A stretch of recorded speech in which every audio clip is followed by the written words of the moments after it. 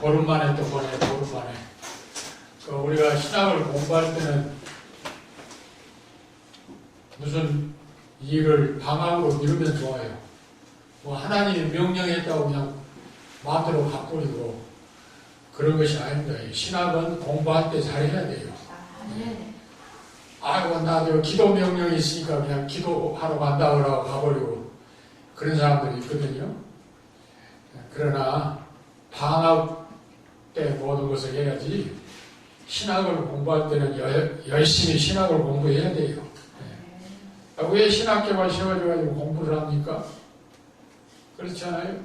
구약 때부터 신학교가 있었는데 구약 때도 얼마나 신학교가 많았는지 몰라요.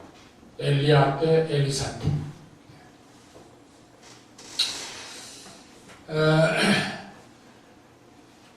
지금 살구의 계절이죠. 살구의 계절. 살구가 사람한테 좋다고 하죠. 머리도 맑게 해주고 또 미를 돋돋아주고. 그래서 그 동양 사람들은 살구를 행이라고 그랬죠. 행. 행이라고 그랬는데 원래 이 나무 목자가 아름다움의 표시예요. 옛날에 살구를 많이 먹으면 아름다워진다고 그래서 그러니까 살구가 몇 자마자 없어질 때도 있었다고 그래요. 성경에도 살구가 등장하죠. 예레미야 1장 11절 이하에 보면 그 살구의 환상을 보고 그리고 끓은 가마솥 환상을 보고 두 가지 환상을 보지요. 이하에 보면 그래서 성경에는 이 살구를 징계의 채찍으로 상징하기도 하죠. 그래서 살구꽃을 행하라고 하고 살구씨를 행인이라고 하죠.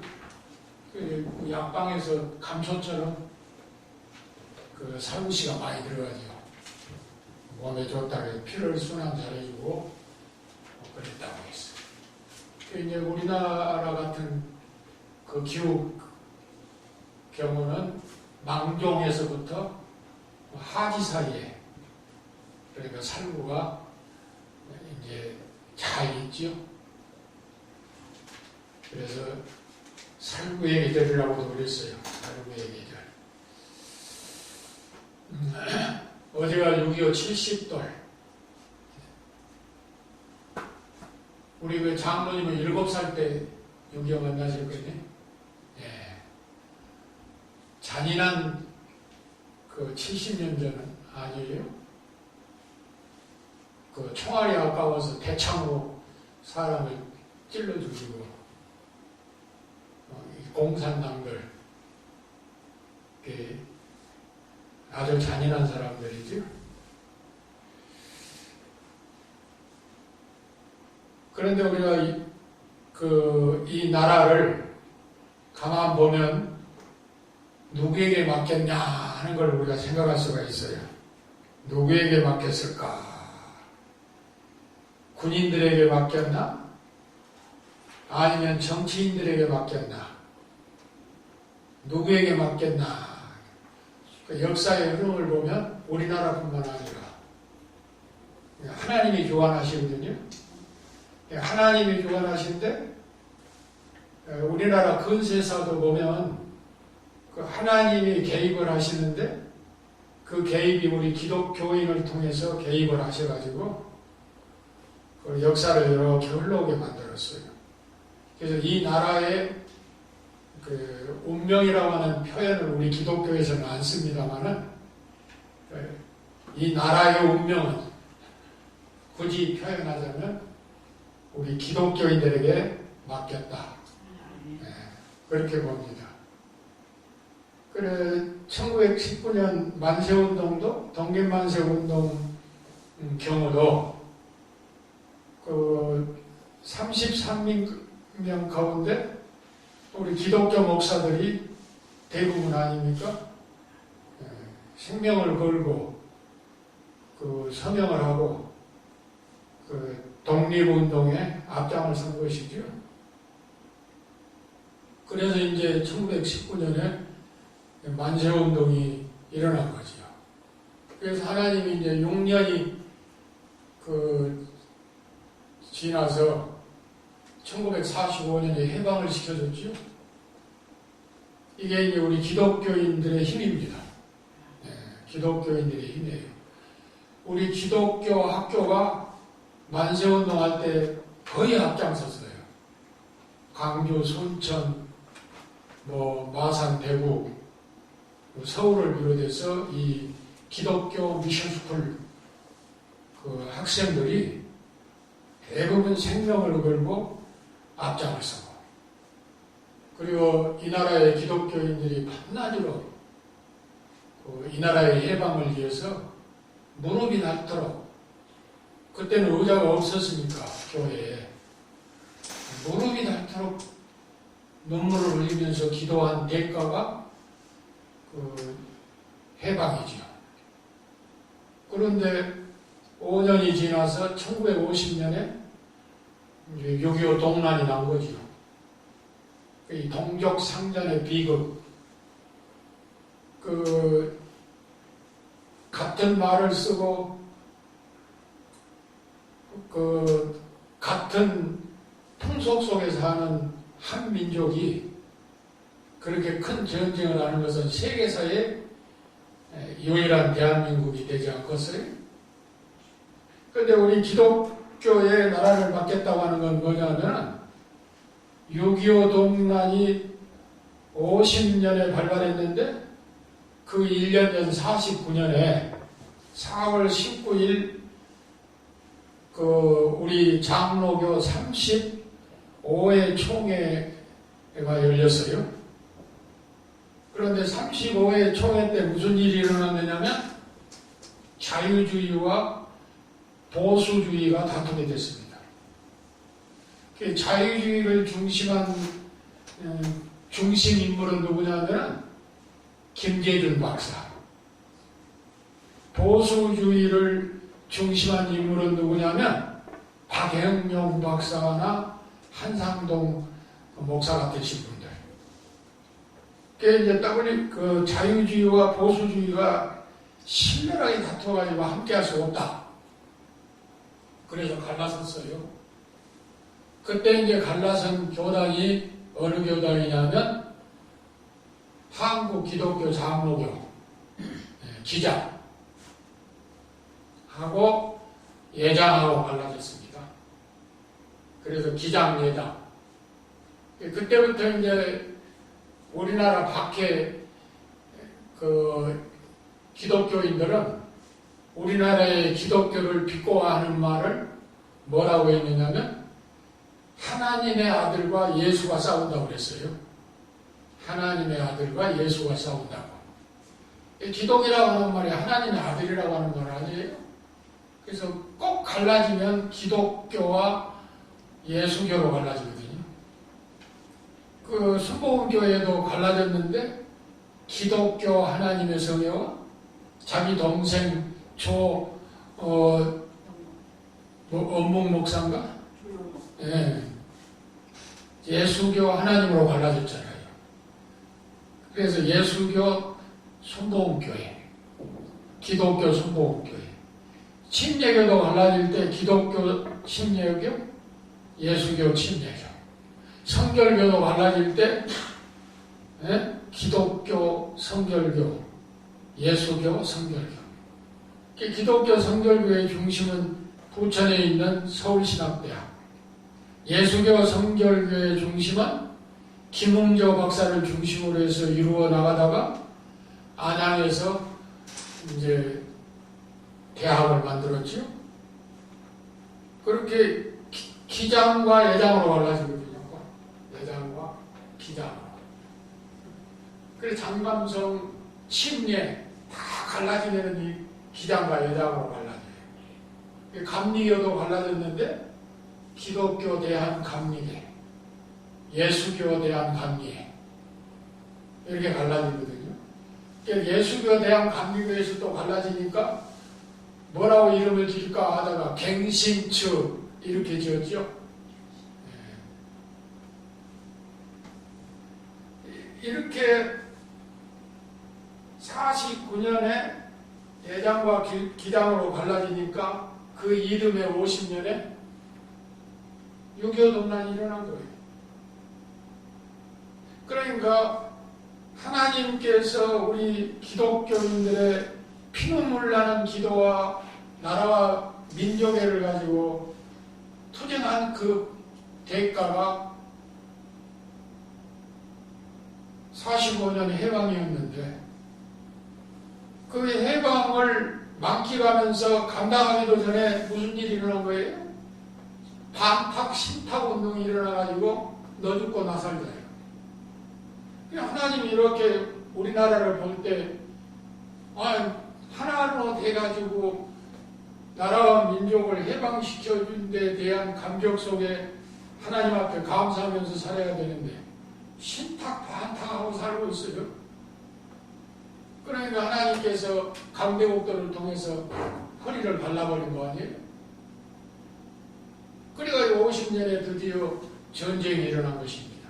이 기독교인들에게 이 나라를 맡겼는데 감당을 못하니까 하나님께서 6.25라고 하는 대환란을 이 땅에 묵인하신 거예요. 그렇게 해서 이제 10년이 지나가지고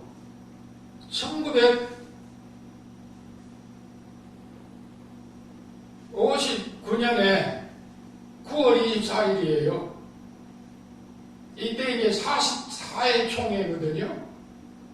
근데 거기에서 이제 또 싸운 거예요. 기장은 이제 기장이고 예장 안에서 싸운 거예요. 그러니까 예장과 기장으로 갈라졌는데 기장은 자기들끼리 하고 이건 자유주의니까 자유주의 텃밭이에요. 거기가 바로. 원래 이 김재준 박사가 독일에서 자유주의 공부를 하고 빨트 신학을 하고 있거든요. 그래서 빨트나 불트만이나 폴틸리 이런 사람들의 주장을 다 옳다는 거예요. 그래서 성경은 신화가 많고 진짜 하나님의 말씀을 찾기 운동을 하자고 하는 폴틸리나 불트만 같은 사람들의 주장을 그대로 받아들이는 거예요. 그러니까 우리나라의 보수주의 학자들이 이걸 받아들일 수 있겠어요? 하나님의 말씀이 하나님의 말씀이 아니라는 게. 그러니까 기장과 예장으로 갈라졌는데 예장 속에서 이제 갈라진 게 뭐냐면 WCC 문제예요. 네, WCC. 월드 카미시 처치라고 세계 교회 협의회라고 하는 게 있거든요. 그런데 이 WCC에 있어야 되느냐 없어야 되느냐. 이 WCC는 자유주의의 이 못자리다. 그런데 우리가 WCC하고 함께 할 수 없다. 그래가지고 44회 총회에서 싸웠어요. 대전중앙교회에서 총회를 했는데 그래가지고 서울로 다 짐 싸고 올라와가지고 WCC를 옹호한 사람들은 저 종로와의 승동교회에서 모이고 연동교회에서 모이고 WCC를 반대하는 사람들은 그 탑골공원 옆에 승동교회에서 모이고 그래서 승동파와 연동파로 다 갈라졌어요. 이때가 59년입니다. 59년에 이렇게 승동파와 연동파로 갈라졌는데 승동파를 주축한 교회는 영락교회, 연동파를 주축한 교회는 충영교회. 그래서 당신은 어느 치교 하면 영락교회 치교 할 때도 있었어요. 나 충영교회 치교. 그래야 알아들을 때가 있었다 이거예요. 그래서 충영교회에 소속되었던 교회라고 하면 그거는 합동이구나. 보수구나. 영락교회에 속했다고 하면 그거는 진보구나. 자유주의를 조금 부드럽게 만들어서 이제 진보가 된 거죠. 그거는. 그래서 승동측과 연동측이 WCC 때문에 59년에 갈라지더니 60년으로 그 이듬해에 넘어가서 무슨 사건이 일어났어요? 4.19 혁명이 일어난 거예요. 기독교가 이렇게 좌우해요. 49년에 싸우니까 50년에 6.25 동란이 일어나고 59년에 싸우고 갈라지니까 60년에 4.19 혁명이 일어나고 또 5.16이 일어나고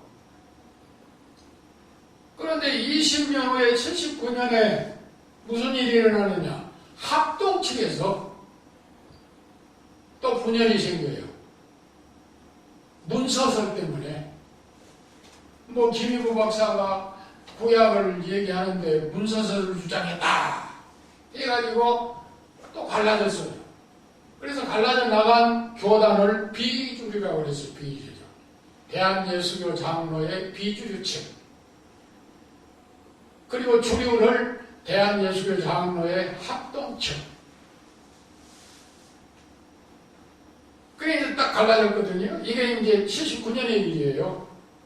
그래서 합동 측의 중심 인물은 누구였느냐면 그때 당시 대전중앙교회 이영수 목사,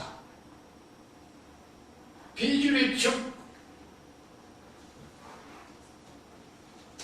원멤버는 누구였느냐면 강주중앙교회 정기호 박사, 지금은 세상을 뜨셨는데 호남의 기독교 대통령이라고 그랬죠, 그분이. 그래서 합동과 비주류로 갈라지니까 그 이듬해 80년에 무슨 일이 일어났어요?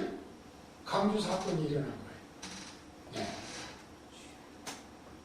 그러니까 49년에 싸우니까 50년에 6.25 동란이 일어나고 59년에 싸우니까 그 이듬해 60년에 4.19 혁명이 일어나고 79년에 싸우니까 80년에 강주 사건이 일어나고 나라가 뒤죽박죽되고 전두환 보안사령관이 등장을 해가지고 엄포 정치를 하고 경장한 거 아닙니까? 이게 뭡니까? 하나님이 우리 기독교인들에게 이 대한민국을 맡겠다는 얘기예요. 그래서 앞으로 이 대한민국이 허리가 갈라졌는데 갈라지니 허리가 하나 되어서 통일되는 것도 인간이 하는 거 아니에요. 뭐 문재인 대통령이 하는 것도 아니고 뭐 북한 전문가가 하는 것도 아니에요. 하나님이 해주셔야 돼요. 하나님이 해주시는데 누구에게 맡겼느냐? 우리 기독교인들에게 맡겼어요. 그래서 우리 기독교인들이 기도를 많이 해야 돼요. 하나님이 남북 통일이 이거 뭐 길이 막막하고 그냥 이 앞전에까지만 해도 막 엄포를 하고 그 여자도 애송이가 아이고 이 북한의 문제예요. 어린 것들이 남매가 뭘 알겠어요. 아무 경험도 없고 그래가지고 그냥 남한을 막 헐뜯고 그냥 금방 뭐 엄포를 놓고 야단하겠어요. 그냥 뭐 네? 팔문점에서 그냥 그 한 700억 관리하고 그거 짓고 하느라고 들어간 건물을 그냥 파괴시켜버리고 말이에요. 이런 깡패들이 어디 있어요? 금방 무슨 일이 일어날 것처럼 막. 그런데 어린 그 또 오빠가 딱 나타나가지고 좀 보류하자. 둘이 짜고 너는 공포를 막 나는 조금 그래가지고 지락해라. 미국이 그냥 뭐 그거 은근히 즐기는 거예요. 지금 앞으로 대선 가도. 겉으로 말은 뭐라고 그래요? 안정해라. 그렇게 하라. 비행기를 동원하고 뭘 동원하고 하지만 일본 놈들이나 미국 사람들은 은근히 즐기는 거예요. 이 나라의 모든 일을 담당하는 건 우리 기독교인들이에요. 우리만 손해나요. 그래서 기도를 많이 해야 됩니다. 기도하지 않으면 안 돼요. 왜? 이 38 장벽을 잡고는 우리 대한민국 기독교인들에게 맡겼기 때문에 그렇다 이거예요. 예? 우리가 잘 먹고 지금 잘 살고, 예? GNP가 성장하고, 얼마나 우리나라가 부자예요. 부자예요. 정말 부자예요. 그러니까 하나님이 이렇게 만들어준 거 아니에요? 그런데 냉장고 뚜껑 열고 닫을 때마다 그 하나님은 생각하지 않고 자기들이 잘해서 먹고 사는 것처럼 그렇게 하다가는 잘못하는 호세아 선지자의 입을 통해서 침고하는 것처럼 큰일 나요. 깜빡하는 순간에 이거 무서운 세대 아닙니까? 네. 그래서 화학 무기도 무섭지만은 더 무서운 건 뭐냐면 세균 전쟁이에요. 세균 전쟁. 세균을 심판에다 넣어가지고 쌓아가지고 그 세균을 퍼뜨리면은 오늘날에 지금 고통당하는 메레스나 아니면은 뭐 이상한 그런 병들이 걸려서 신음하다 사람들이 다 죽게 되어지는 이런 재앙이 얼마든지 도사리고 있다 이거예요. 그래서 인식이 있는 기독교인들, 특별히 주의종들은 꼭 잊지 말고 이 나라 이 민족을 위해서 기도해야 됩니다. 그럴 때 순식간에 눈 감았다 뜨면 하나님이 통일시켜 줄 수 있는 거예요. 그렇지 않아요? 빚 좋은 개살구식으로만 살면 안 된다 이거예요. 그래서 내가 이 얘기한 거예요. 빚 좋은 개살구. 빚만 좋으면 되겠습니까? 그래서 빚 좋은 개살구의 현아가 되지 말고 실질적으로 살아야 된다 이거예요. 그러니 예레미야서 1장 11절 이하에는 살구나무 가지, 이 징계의 채찍, 이걸 등장시켜서 환상으로 보여주고 있다 이 말입니다. 그래서 내가 살구의 계절이라고 하는 건 뭐냐면 지금 우리의 당면한 문제가 살구나무 몽둥이가 살구나무의 몽둥이가 지금 보여야 돼요. 그런 자만이 바로 살아요. 정신을 차려요.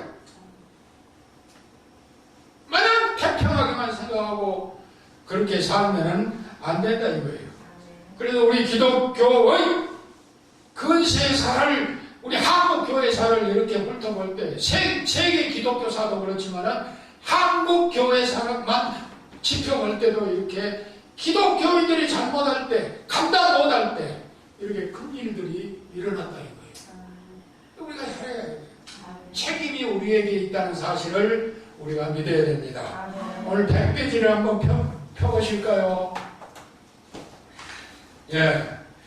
구체적으로 간략해서 한 장씩 기록을 해놨는데 이 호세아는 여호수아와 같은 이름의 뜻이고 예수라고 하는 이름과 같은 뜻이에요. 그래서 이 호세아는 결론적으로 얘기하면 예수의 그림자예요. 신약에 나타나신 예수 그리스도의 그림자로 등장시켰다 이렇게 볼 수가 있습니다. 그런데 우리가 이 호세아서를 1부와 2부로 볼 수가 있잖아요. 1부는 1장에서 벌써 3장 아니에요? 고멜과 호세아를 등장시켜가지고 하나님께서 못된 인간을 돌보시고 사랑하시는 전번 시간에 말씀드린 바와 같이 외간 남자의 품에서 값주고 데려온 호세아. 그래서 우리가 구속이라고 그랬다고 그랬죠. 구속. 한자로 구속이 뭐냐. 이게 옛날엔 돈이었다고 그랬잖아요. 돈. 조개. 이게 이제 조개패입니다. 조개패 한자로. 여기다가 삶의 자를 붙여요. 삶의. 예. 그래서 이제 이 자가 속자예요, 속자. 풀속자. 그래서 구속이라고 그랬잖아요, 구속. 구원을 구속이라고 했어요. 예수님이 피를 지불하시고 노예를 사듯이 우리를 산 거예요. 아주 깊은 뜻이 있어요, 구속이. 돈 주고 샀다. 그래서 돈패, 조개패, 거기에다 살매, 매매한다 해서 살매. 돈 주고 산 거예요, 우리를. 그게 구속이에요. 예수님이 핏값으로 우리를 샀는데, 우리가 좀 억양을 이제 조금 좀 달달하게 할 수가 있어요. 예수님이 나를 위해 죽으셨지요? 예? 나를 위해서 죽으신 거 아니에요? 나를 대신해서 죽으셨다. 그렇게 보는 거예요. 예수님이 나를 대신해서 죽으신 거예요. 나를 위해서 죽으신 것도 좋지만 나를 대신해서 죽으신 거예요. 그게 구속이에요. 돈 주고 나를 산 거예요. 죄의 노예에 있던 나를 돈 주고 사신 거예요. 이게 구속이에요. 그래서 나를 위해서보다도 나를 대신해서 죽으신 거예요. 이 일부가 1장부터 3장 내용이죠.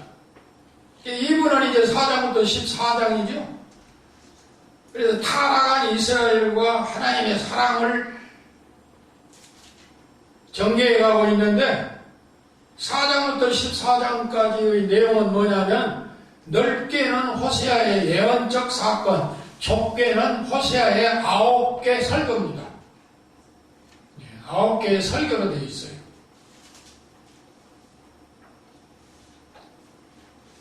그래서 하나님은 끝까지 관심을 가지시고 우리를 사랑하시는데 100페이지 그 밑에 내려가서 넘버 2번 보면 호세아 1장부터 1장 10절부터 2장 1절까지입니다.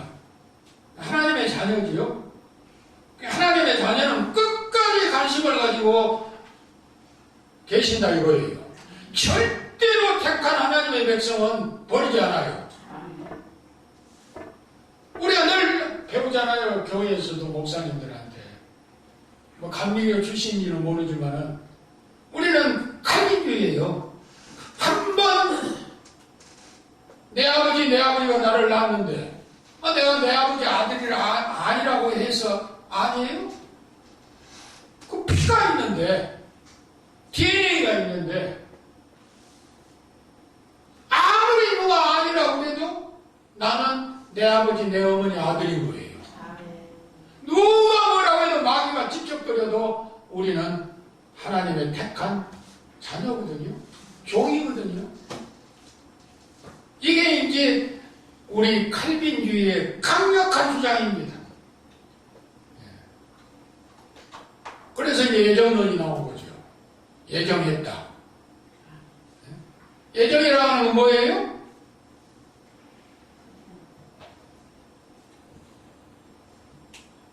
예정이라는 건 뭐예요?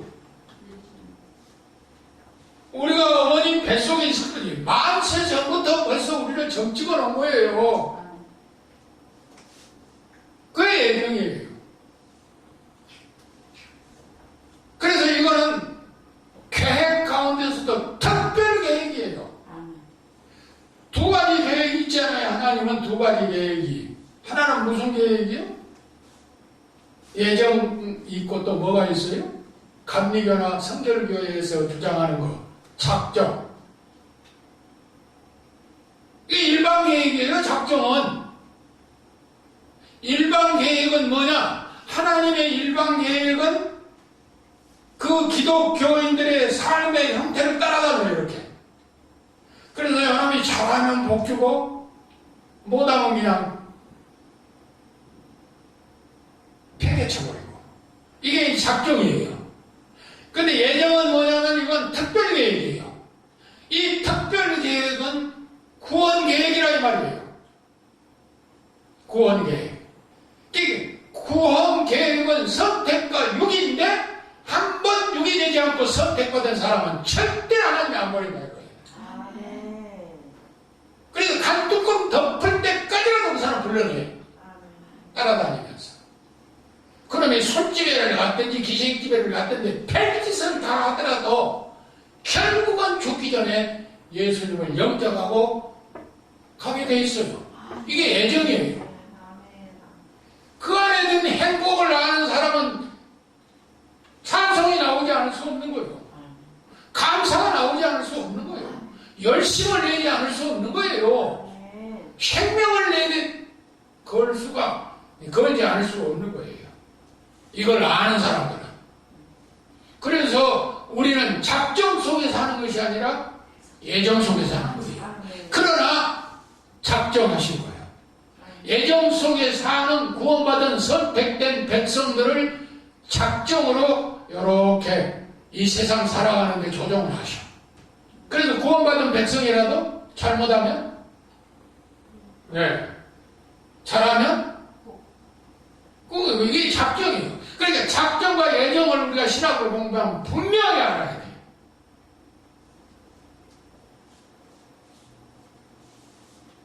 이게 하나님의 자녀예요. 그 히오스라고 하는 말인데 헬라말로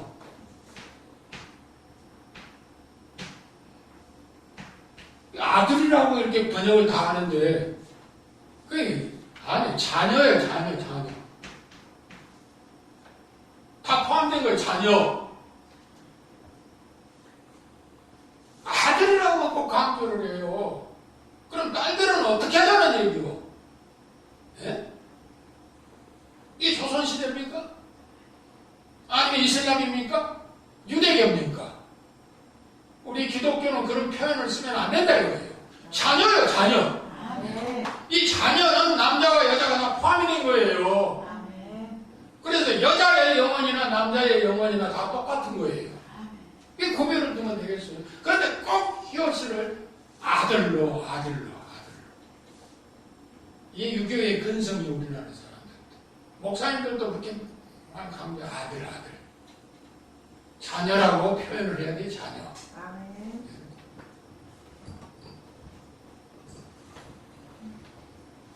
끝까지 관심을 가지신다 이거죠. 한번 읽어봅시다.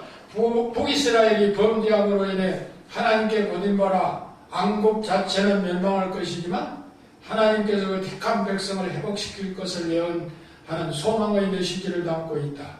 하나님께서 택한 백성을 징계하시는 것은 그들을 영원히 멸망시키기 위함이 아니라 그들로 성숙한 인격과 신앙을 가지게 하여 하나님과 무슨 관계? 바른 관계를 갖도록 하려는 데 목적이 있습니다. 그래서 하나님은 범죄한 북이스라엘은 멸망시킬 것이나 선민 이스라엘은 다시 어떻게 한다고요? 회복시킨다는 거예요. 선민 이스라엘. 이게 중요한 것입니다. 성숙된 인격, 하나님과 바른 관계. 선악과 땅 먹음으로 죽는다고 그랬어요? 안 죽는다고 그랬어요? 죽는다고 그랬어요. 이 죽는다고 하는 표현이 뭐냐면 바른 관계가 끊어진다 이거예요. 이걸 죽는다고 그랬어요. 하나님과 관계가 끊어지면 뭐 죽은 거예요. 그래서 에베소서 2장 1절에는 뭐라고 그랬느냐? 죽었던 너희를 다시 살리셨다고 그랬어요. 예수님이. 하나님의 관계가 끊어졌는데 예수님이 이어준 거예요. 이게 십자가예요.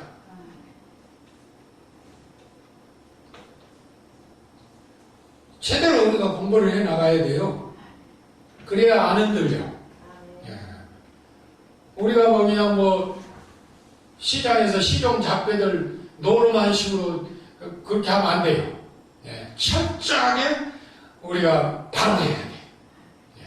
많이 아는 것이 중요하지만은 잘 아는 것이 중요하듯이 잘 알아야지요.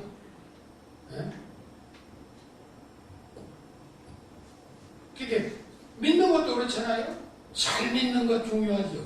그러나 바로 믿는 것이 더 중요한 거예요. 신학을 알 때 바로 알아야 돼. 바로.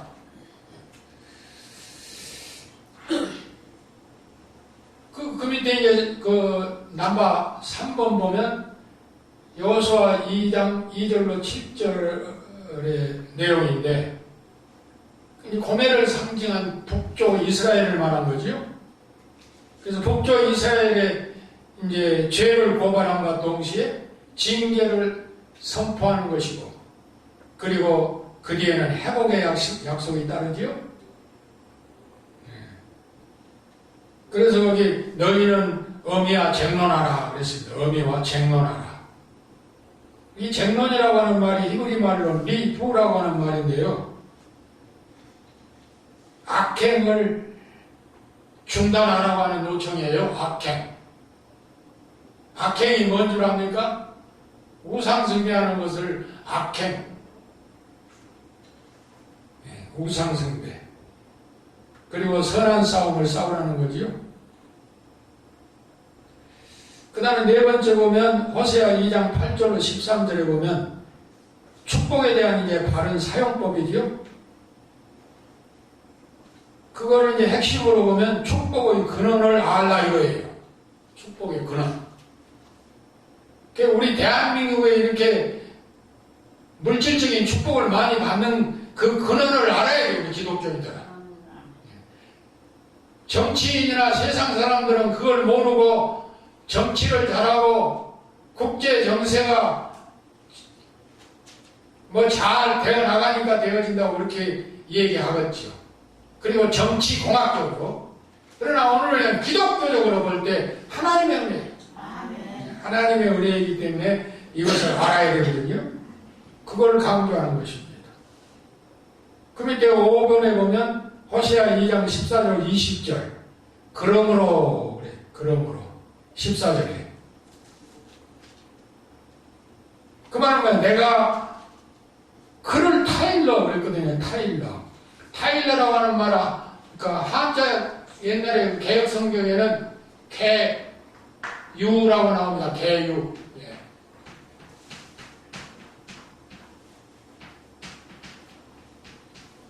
이 개유라고 이렇게 번역됐어요. 우리가 가지고 있는 이 성경에는 개유라고 번역이 안 됐는데 타일른다는 말로 번역이 됐는 줄로 압니다. 그런데 이 개유라고 하는 말은 타타라고 하는 말인데 설득한다 그 말이에요. 설득한다. 설득을 시키는 거예요. 자꾸 이렇게 추스리고.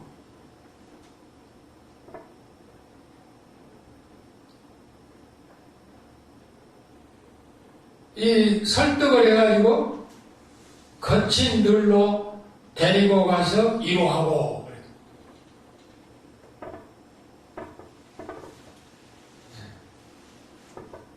14절에 뭐라고 그랬어요? 한번 읽어보실래요?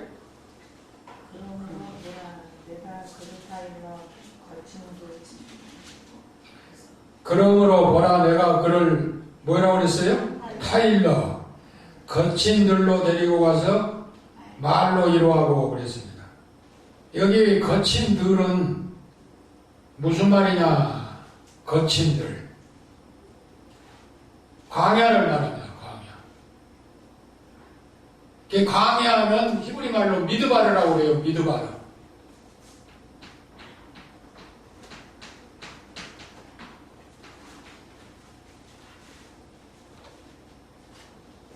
광야를 미드바르라고 그러는데 이 미드바르라고 하는 말에서 무슨 말이 나면 다바르라고 하는 말이 나와서 다바르. 다바르라고 하는 말은 무슨 말이냐? 말씀이라고 하는 말이에요. 말씀. 그러니까 광야 하면은 뭐가 떠올라요? 말씀.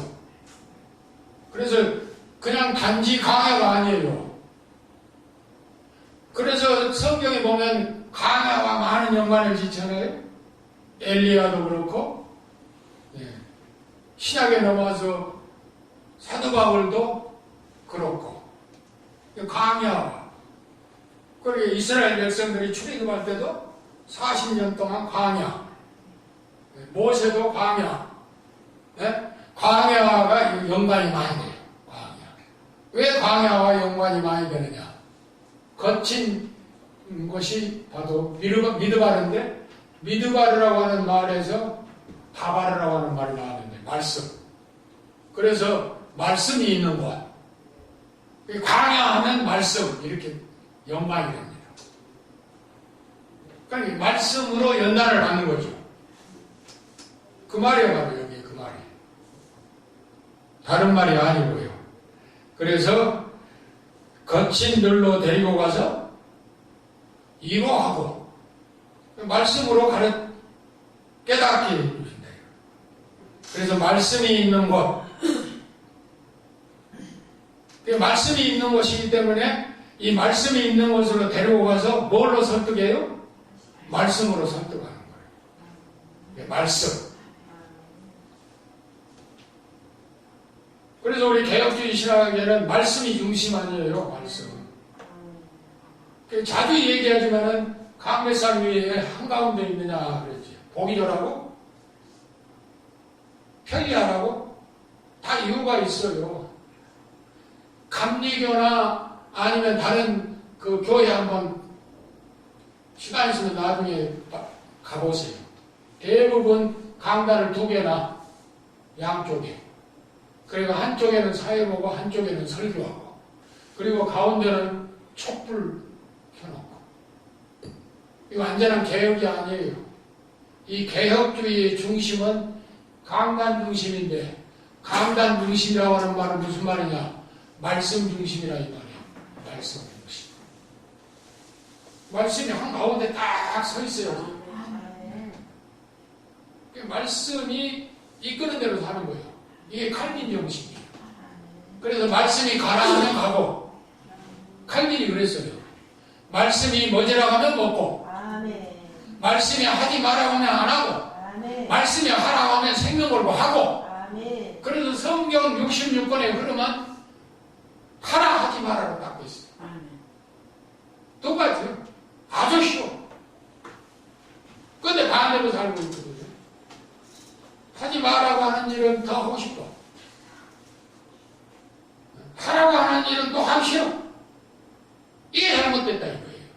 그래서 성경 66권의 흐름이 두 흐름이니까 하라 하지 말라. 적극적인 면과 소극적인 면. 그럼 하라고 하면 하는 거고, 하지 말라고 하면 안 하면 이게 축복의 길이에요. 그런데 기차가 두 내로가 있어야 되는데 하나는 자꾸 휘어지고 부러지고 파손되는 거예요. 그러니 갈 수가 없는 거예요. 기차는 기차인데. 그러니까 하나님은 주시고 싶은데 우리가 준비가 안 된 거예요. 예. 우리가 준비가 안 된 거예요. 그러니까 주시고 싶으신 하나님의 마음이 더 아픈 거예요.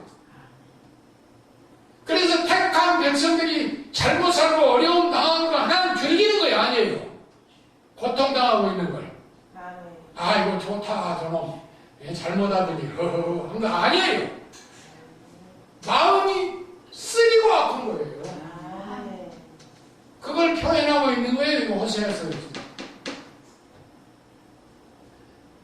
그 부인이 다른 남자와 동침하고 있는 걸 보고 있는 호세아의 마음이 내려앉은 거죠.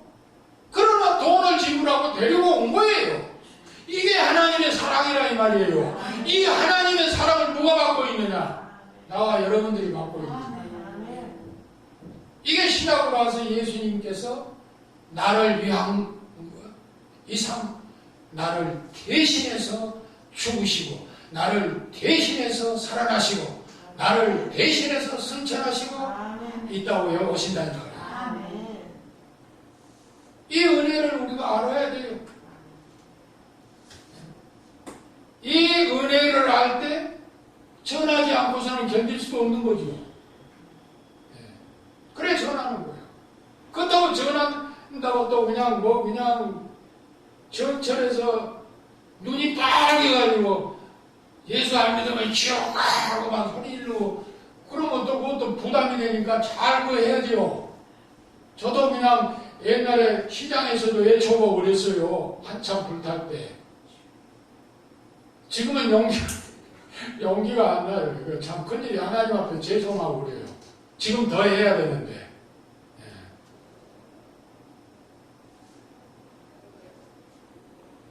하나님의 자녀